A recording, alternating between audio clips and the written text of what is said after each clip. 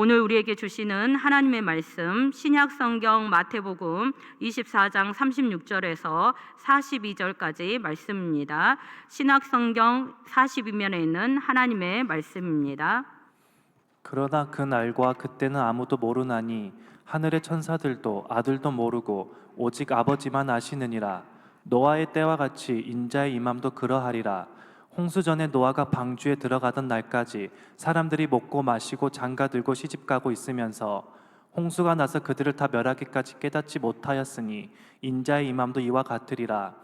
그때 두 사람이 밭에 있음에 한 사람은 데려가고 한 사람은 버려둠을 당할 것이요 두 여자가 맷돌질을 하고 있음에 한 사람은 데려가고 한 사람은 버려둠을 당할 것이니라. 그러므로 깨어있으라. 어느 날에 너희 주가 임할는지 너희가 알지 못함이니라. 아멘. 사람은 태어나서 살다가 죽습니다. 그래서 우리네 인생은 어쩌면 죽음을 목표로 살아가고 있습니다. 그렇다면 세상은 어떠할까요? 세상도 끝이 있습니다. 사람이 죽음으로 끝을 맞이하는 것처럼 세상도 언젠가는 끝을 맞이하는데 그 끝이 하나의 사건과 맞물려 있다는 것입니다. 그 사건이 어떤 사건인가? 예수님께서 이 땅에 다시 오실 때가 바로 세상의 끝이라는 것입니다. 따라서 믿는 자들의 삶을 놓고 볼 때에 개인적인 죽음을 목표로 살아가는 동시에 예수님의 재림을 목표로 살아간다라고 말할 수 있습니다. 이처럼 세상의 끝이 가까우면 가까울수록 그것은 어떤 것을 의미하냐면 예수님께서 이 땅에 곧 오시리라는 것입니다. 지금 세상은 전쟁과 기근과 비극적인 일들로 몸살을 앓고 있어요. 우리는 그러한 것들을 바라보면서 예수님께서 곧 오시겠구나, 임박하리라는 것을 새삼 느끼며 살아갑니다. 그러나 아직 끝은 오지 않았어요. 아직 남아 있어요. 아직 온 세상에 복음이 전파되지 않았기 때문입니다. 그런데 주님의 재림과 관련하여서 제자들이 질문을 합니다. 예수님께서 제자들에게 성전이 무너지리라는 것을 말씀하실 때에 제자들은 주의 임하심에 대해 물었습니다. 그 질문에 대한 답을 한번 들어보겠습니다. 제자들은 예수님께 주님 언제 다시 오십니까? 36절을 한번 다 같이 한번 읽어볼까요? 시작. 그러나 그 날과 그때는 아무도 모르나니 하늘의 천사들도 아들도 모르고 오직 아버지만 아시느니라. 아멘. 주님 언제 다시 오십니까? 그날과 그때는 어떻다고 말씀하시죠? 아무도 모른다라고 말씀하세요. 그런데 뭔가 다 모른다고 하기에는 알고 있는 대상이 하나쯤은 있을 것 같아요. 그래, 사람들은 몰라도 하나님께서 부리시는 천사들은 알겠지. 그러나 천사들도 어떻죠? 모른다는 거예요. 그래, 하늘의 천사들은 몰라도 예수님은 알고 계시겠지. 아들에게만큼은 알려주셨겠지. 그러나 아들도 어떻다고 말씀하시죠? 모른다는 거예요. 누구만 알고 계시는가? 오직 하나님만 알고 계신다라는 거예요. 사도행전 1장 7절을 다 함께 읽겠습니다. 시작. 이르시되 때와 시기는 아버지께서 자기의 권한에 두셨으니 너희가 알 바 아니요. 아멘. 오직 이 날은 하나님만 알고 계시는데 그것이 왜 그러냐면 아버지의 권한, 자기의 권한으로 정하셨기 때문이라는 거예요. 그러니까 하나님께서 언제 예수님을 이 땅에 보내실지 그 날과 그때를 아버지의 권한으로 정하셨기 때문에 너희는 알 필요가 없다라는 거예요. 이 영역은 우리가 알아야 할 영역 밖의 일이라는 것입니다. 그런데도 그 날과 그때를 정확히 알고 있다고 말하는 사람이 있어요. 혹시 주변에 그런 분이 계시다면 그 말에 넘어가야 될까요? 넘어가지 말아야 될까요? 넘어가지 말아야 돼요. 왜냐하면 그 날과 그때는 아버지만 아신다라고 말씀하셨기 때문이에요. 사랑하는 여러분, 예수님께서 언제 다시 오시는지 그 날과 그때는 아무도 모르지만 그러면 그럴수록 더욱 선명해지는 것이 한 가지 있어요. 그것은 어떤 거냐면 반드시 인자가 다시 오리라는 거예요. 노아의 때를 사례로 들어서 인자의 임함이 이와 같을 것이다 라고 말씀하고 계시는데요. 노아의 때를 한번 보겠습니다. 노아의 때에 세상의 사람들도 잘 알고 있는 이야기가 하나 있어요. 노아의 때에 어떤 이야기가 있죠? 홍수 심판. 홍수 심판에 관련된 이야기가 있어요. 하나님은 노아에게 무엇을 예고하셨죠? 홍수 심판을 예고하셨어요. 죄로 가득한 세상을 홍수로 어떻게 해버리겠다? 쓸어버리겠다라는 거예요. 이때 하나님은 노아에게 방주를 만들라고 말씀하세요. 홍수 심판이 있을 것이니 방주를 만들라. 심판 앞에서 어떤 말씀이 있었는가? 방주를 만들라. 사랑하는 여러분, 홍수 심판 앞에서 무엇이 보이십니까? 그때가 언제입니까? 그것이 보이십니까? 그렇지 않죠. 심판의 때를 기다리고 있는 노아가 지금 무엇을 하고 있느냐 하는 거예요. 무엇을 하고 있죠? 말씀에 순종하여 방주를 만들고 있어요. 그렇다면 노아가 방주를 만들고 있는 동안 사람들은 무엇을 하고 있을까요? 이렇겠죠. 노아가 왜 방주를 만들고 있지? 이런 생각을 했을 거예요. 그래서 노아에게 물어보았겠죠. 그 이유를 말이죠. 그 이유가 무엇인가를 알아보았더니 뭐 때문에 만들고 있다고요? 홍수로 심판이 있을 것이다. 이 땅에 홍수 심판이 있을 거라는 거예요. 굉장히 오랜 시간이 흘러서 마침내 노아는 방주를 완성했습니다. 노아가 방주를 완성하자 하나님은 이번에 노아에게 또 뭐라고 말씀하시냐면 방주로 뭐해라? 들어가라. 방주로 들어가라 말씀하셨어요. 그 말씀에 순종하여서 노아는 방주로 들어갔어요. 홍수 심판을 기다리며 하루하루를 살았던 노아의 삶 속에서 우리가 배울 수 있는 것은 어떤 것인가? 그때를 기다리며 그가 어떻게 살았는가? 어떻게 살았죠? 오직 말씀에 순종하여 살았다라는 거예요. 말씀에 순종하여 살아야 함을 배울 수 있다라는 거예요. 날마다 말씀에 순종하여 살아가시는 저와 여러분의 삶이 되시기를 바랍니다.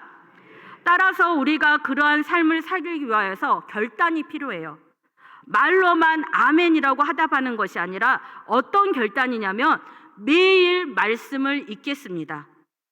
말씀을 얼마까지, 몇 장 읽겠습니다. 구체적인 적용이 필요하다라는 거예요. 또 말씀을 읽고 주신 말씀에 어떻게 하겠습니까? 순종하겠습니다. 이처럼 노아는 하루하루 주신 말씀에 순종하며 살았습니다. 홍수 심판을 바라보면서 저에게 주신 감동의 하나가 이것이라는 거예요. 우리가 심판의 때를 기다리며 어떻게 살아가야 하는가?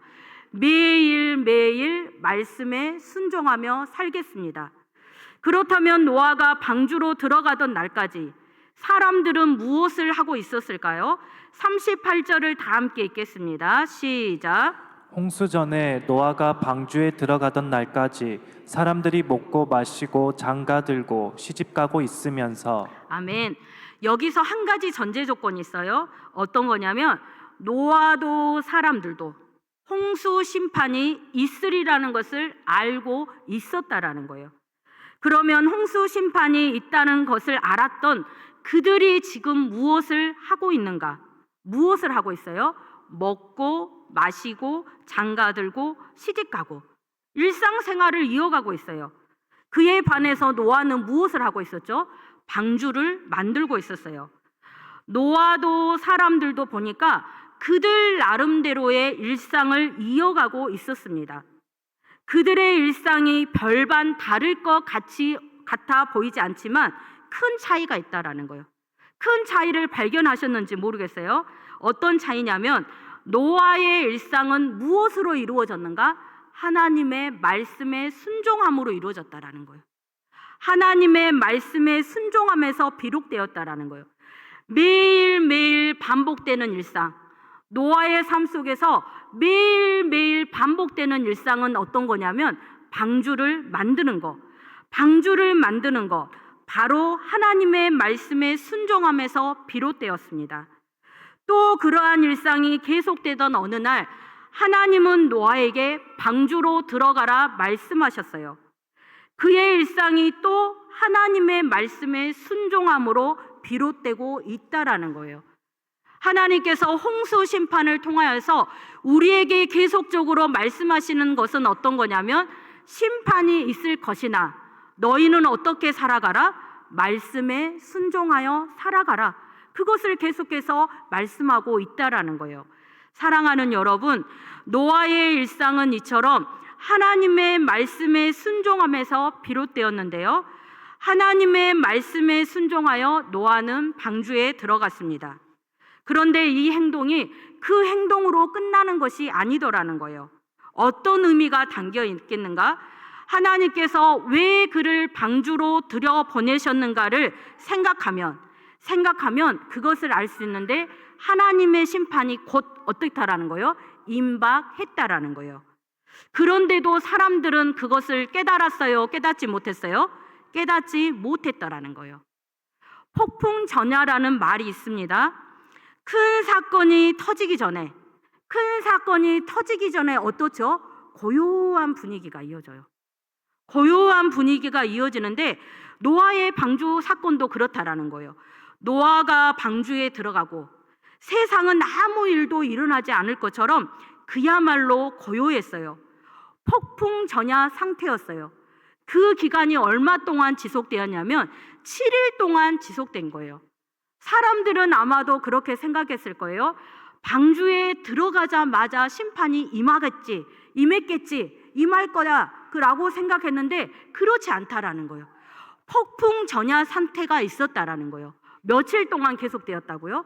7일 동안 그 상태가 계속된 거예요. 그런데 7일 후에 상상을 초월하는 홍수가 몰아닥쳤어요. 창세기 7장 4절을 다 함께 읽겠습니다. 시작. 지금부터 7일이면 내가 40주야를 땅에 비를 내려 내가 지은 모든 생물을 지면에서 쓸어버리리라. 아멘. 노아가 방주에 들어가고 며칠을 기점으로 7일을 기점으로 그 전에는 아무 일도 일어나지 않았어요. 정적만이 흘렀습니다. 비가 내린다, 말도 안 된다고 생각했어요. 그러나 7일이 되자 순식간에 상황은 바뀐 거예요. 어떻게 바뀌었는가? 비가 상상할 수도 없을 정도로 어마어마하게 쏟아진 거예요. 며칠 동안 쏟아졌죠? 40일. 40일을 밤낮으로, 쉬었다가 내리면 좋잖아요. 쉬지 않고 비가 내렸어요. 그래서 어떤 일이 일어났죠? 방주 밖에 있었던 모든 생물은 그 비에 모두 다 휩쓸려 가고 말았습니다. 그런데 노아가 방주로 들어가던 그날, 홍수 심판이 있기 전까지 그들에게는 이제 마지막 시간, 골든 타임이 주어진 거예요. 며칠이 주어졌다고 말씀드렸죠? 7일이 주어진 거예요.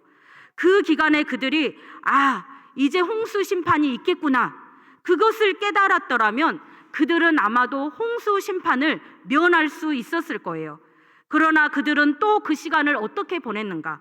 먹고 마시고 장가들고 시집가고 자기 하고 싶은 대로 시간을 허비해 버리고 말았습니다. 사랑하는 여러분, 노아의 때 그 당시 사람들은 심판이 일어나지 않을 거라 믿었어요. 그러나 노아는 심판을 믿었어요. 그 믿음의 차이가, 노아는 말씀에 순종하여 방주를 만들었고 사람들은 어떻게 하였고 자기 하고 싶은 대로 살았다라는 거예요. 똑같은 일상을 지낸 것 같았는데 심판이 임하자 그들의 삶의 결과가 완전히 달랐다라는 거예요. 인자가 임할 때에도 마찬가지라는 건데요. 인자가 임하면 그때에 무슨 일이 있는가? 둘로 완전히 나뉜다라는 거예요. 40절을 다 함께 읽겠습니다. 시작. 40절 시작. 그때 두 사람이 밭에 있음에 한 사람은 데려가고 한 사람은 버려둠을 당할 것이요. 아멘. 밭에서 일하는 사람이 있는데요. 한 사람은 어떻게 하고요? 데려가고, 한 사람은 어떻게 되리라? 버려둠을 당하리라. 41절을 이어서 한번 읽겠습니다. 시작. 두 여자가 맷돌질을 하고 있음에 한 사람은 데려가고 한 사람은 버려둠을 당할 것이니라. 아멘. 두 여자가 무엇을 하고 있어요? 맷돌질을 하고 있어요. 똑같은 현상이 일어나고 있죠. 한 사람은 데려가고 한 사람은 어떻게 되고 버려둠을 당했습니다. 이처럼 인자가 임할 때 둘로 확연히 나뉘게 되는데, 그렇다면 어떤 사람을 데려가고 어떤 사람이 버려둠을 당하는가 하는 것입니다. 노아의 때로 거슬러 올라가서 생각해 볼까요? 노아의 때에 두 그룹으로 나뉘었어요. 완전히 두 그룹으로 나눴는데, 방주에 들어갔던 사람들과 어떤 사람들? 방주 밖에 있었던 사람들. 그때 홍수 심판이 그 땅에 임했습니다. 그때의 버려둠을 당한 자들은 누구일까요? 버려둠을 당한 자들이 누구인가를 찾아내면 자동적으로 남아있는 그룹은 어떤 사람들이다? 데려감을 받은 사람들이에요. 버리다라는 말 속에는 부정적인 의미가 있는데요.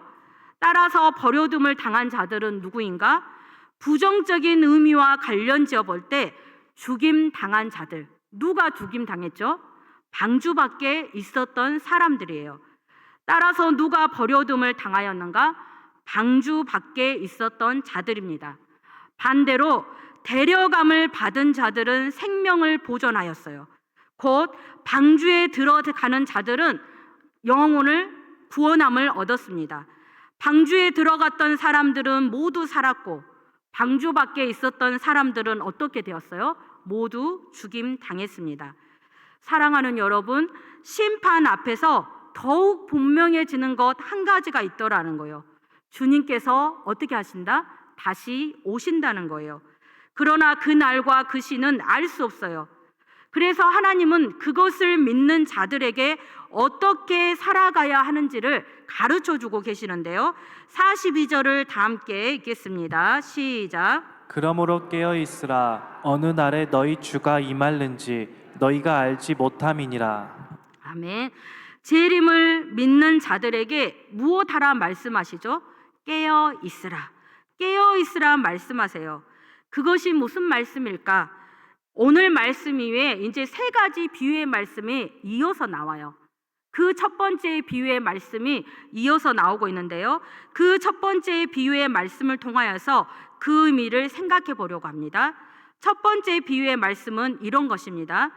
주인이 종에게 자기 집과 사람들을 맡기며 타국으로 갔어요. 맡기면서 어떤 일을 맡겼냐면 때를 따라 양식을 나누어 주도록 합니다. 이 이야기의 관전 포인트는 어떤 거냐면 주인이 언제 돌아오느냐, 이것이 아니에요. 주인이 없는 동안에 어떻게 사느냐 하는 것입니다. 어떻게 살라 말씀하시냐면 맡겨진 일을 충성되이 감당하며 살라는 거예요. 이것이 바로 깨어 있으라는 말씀에 합당한 삶이 되는 줄로 믿습니다. 그래서 하나님께서 심판 앞에서, 홍수 심판을 통하여서 우리가 아는 것처럼 오늘 이 말씀 앞에서 재림의 때를 기다리는 우리에게 말씀하시는 한 가지는 어떤 거냐면 깨어 있으라. 깨어 있는 삶이 어떤 것인가? 맡겨진 일을 충성되이 감당하며 살라는 거예요. 말씀을 맺겠습니다. 예수 그리스도를 믿는 자는 어떻게 살아가야 합니까? 이는 우리가 무엇을 기다리며 살아가는 존재임을 분명히 알 때 그 답을 얻을 수 있습니다. 저와 여러분은 예수님의 재림을 기다리며 살아가는 존재들입니다. 예수님의 재림을 기다리며 살아가는 우리에게 세상은 그 날과 그때가 언제니? 라고 물어봅니다. 그러나 예수님은 우리에게 그 날과 그때는 아무도 모른다 말씀하세요. 하나님 아버지께서 자기의 고난에 두셨기 때문입니다. 그 대신 예수님은 우리에게 어떻게 살아가야 하는지를 가르쳐 주십니다. 세상 끝날에 심판주로 이 땅에 다시 오실 것이기 때문입니다. 그래서 이 본문의 말씀을 대할 때마다 이제 우리의 시선이 180도 달라져야 되는데, 여전히 그 날과 그때가 언제입니까? 라고 묻는 것이 아니라 주님, 어떻게 살아야 합니까? 이 마지막 때를 주님 어떻게 살아가야 합니까? 우리의 질문이 달라져야 할 줄로 믿습니다. 사랑하는 여러분, 세상 끝날에 우리 주님 다시 오십니다. 홍수가 나서 멸망당하기까지 깨닫지 못했던 노아의 때처럼 부지불식간에 우리 주님 다시 오십니다. 그때를 기다리며 살아가는 우리에게 깨어 있으라 가르쳐 주세요. 다시 말해서 맡겨진 삶의 자리에서 충성되이 살아가라는 거예요. 오늘도 맡겨진 삶의 자리에서 충성되이 살아갔습니까? 그렇다면 우리의 삶이 마지막 때를 기다리며 깨어있는 삶이 되는 줄로 믿습니다. 매일 말씀에 순종하여서 방주를 만들었던 노아처럼, 복음을 전하였던 바울처럼 그렇게 살아가라는 거예요. 우리들 각자에게 맡기신 삶의 자리가 있지요. 그 자리에서 오늘 나는 말씀에 순종하여 충성되이 살아갔는가를 점검해 보시기를 바랍니다. 저와 여러분에게 맡겨진 삶의 자리에서 오늘도 말씀에 순종하여 충성스럽게 살아가는 것은 주님 다시 오시리라는 것을 믿기 때문인 줄로 믿습니다. 그 믿음으로 날마다 말씀에 순종하여 살아가심으로 주님 다시 오시는 날 심판의 때에 구원함을 얻는 저와 여러분의 삶이 되시기를 주님의 이름으로 축복합니다.